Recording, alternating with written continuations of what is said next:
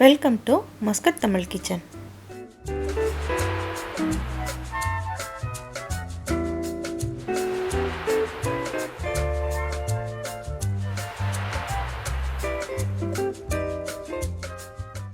கம்பு முறுக்கு. இந்த முறுக்கு நம்ம நார்மலாக சாப்பிட்ற அரிசி முறுக்கு மாதிரி தான் இருக்கும். கிறிஸ்பியாக, சாஃப்டாக, டேஸ்ட்டாக இருக்கும். கம்பு முறுக்கு செய்கிறப்ப கம்பு மாவு நல்ல ரீஃபைன் ஃப்ளாராக இருக்கும். கடையில் வாங்கினீங்கன்னா நல்லா சலிச்சு வச்சுருப்பாங்க.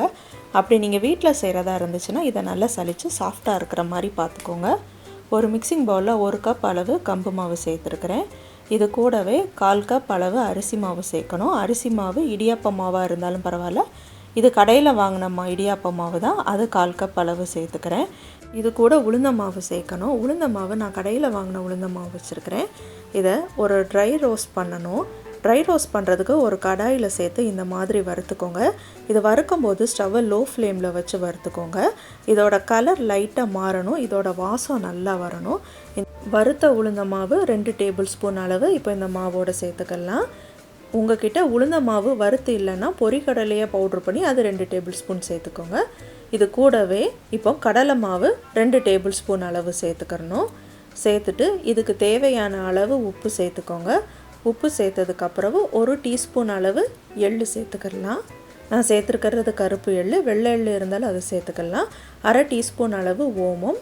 இது வேண்டாங்கிறவங்க விட்டுறலாம். 1 டேபிள் ஸ்பூன் அளவு சூடாக இருக்கிற எண்ணெய். இதை சேர்த்துட்டு இப்போ இந்த மாவை லைட்டாக பிசைஞ்சு விட்டுருங்க. எல்லா இடத்துலையும் இது உப்பு எண்ணெய் எல்லாம் படுற மாதிரி இந்த மாதிரி மிக்ஸ் பண்ணிக்கோங்க. மிக்ஸ் பண்ணதுக்கப்புறம் இது கூடவே கொஞ்சம் கொஞ்சமாக தண்ணி தெளித்து இதை முறுக்கு மாவு பதத்துக்கு பிசைஞ்சு எடுத்துக்கிறணும்.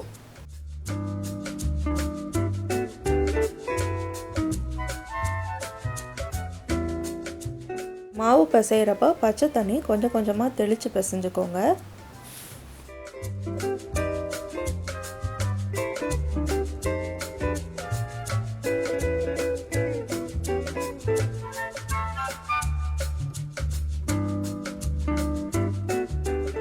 மாவு ரெடி ஆயிடுச்சு பாருங்கள். இந்த அளவுக்கு இதில் மாய்ஸ்சராக இருக்கணும்.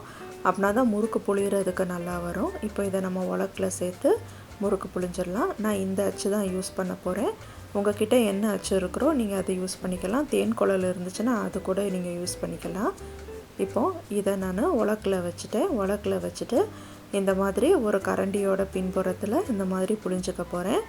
புளிஞ்ச முறுக்கை சூடாக இருக்கிற எண்ணெயில் பொரித்து எடுக்கணும்.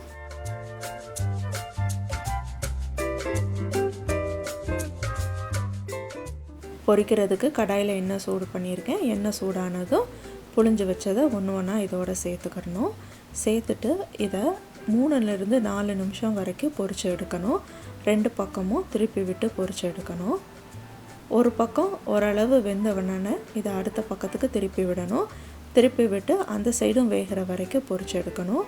முறுக்கு செய்கிறப்ப ஒரே ஃப்ளேமை மெயின்டைன் பண்ணுங்கள், முதல்ல இருந்து கடைசி வரைக்கும். இந்த முறுக்கெல்லாம் நான் லோ டு மீடியம் ஃப்ளேமில் வச்சு தான் எல்லா முறுக்கையுமே நான் பொரித்து எடுக்கிறேன். பாருங்கள், ஒரு பக்கம் இந்த மாதிரி வெந்ததுக்கப்புறம் அடுத்த பக்கம் திருப்பி விடுங்க. இதில் இந்த பபுள்ஸ் எல்லாம் அடங்குற வரைக்கும் இதை பொரித்து எடுக்கணும். அப்படின்னா தான் முறுக்கெல்லாம் உள்ளே நல்லா வெந்திருக்கும்.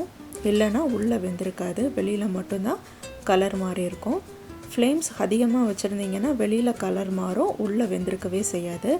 பாருங்கள், இந்த மாதிரி பபுள்ஸ் எல்லாம் நின்னதுக்கப்புறம் ஒரு முறுக்கே எடுத்துடலாம். ஒரு முறுக்கும் பொரியிறதுக்கு 3லேருந்து 4 நிமிஷம் ஆகும். நான் சேர்த்த இந்த எல்லா முறுக்குமே பொரியிறதுக்கு 3லேருந்து 4 நிமிஷம் வரைக்கும் ஆகிருக்கு. இந்த மாதிரி பொரிச்ச முறுக்கை ஒரு டிஷ்யூ பேப்பரில் எடுத்து வச்சுட்டு எண்ணெயெல்லாம் இதை அப்சர்வ் பண்ணதுக்கப்புறம் நம்ம சர்வ் பண்ணிடலாம்.